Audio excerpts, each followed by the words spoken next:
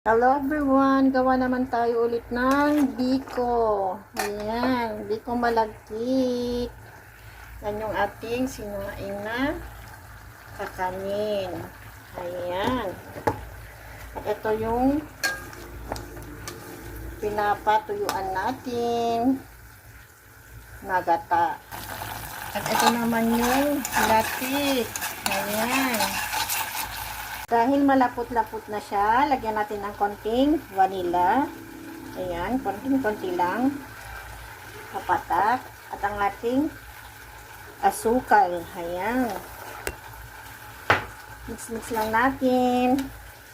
At hayaan pa natin siyang lumambot o lumapot pa ng konti. Saka natin lalagay ang ating malagkit. Ayan. Ayan, at dahil nagka-caramelize ng ating sugar with gata, ilagay naman na natin ang ating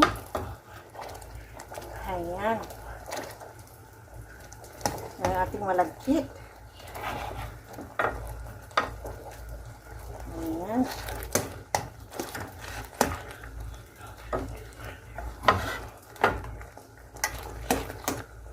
Ayan, halu-haluin natin ng konti.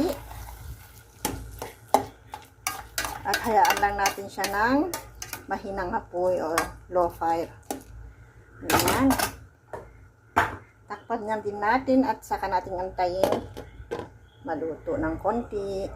Ayan. At dahil ito na dyan, lagay natin ang ating latik. Ayan.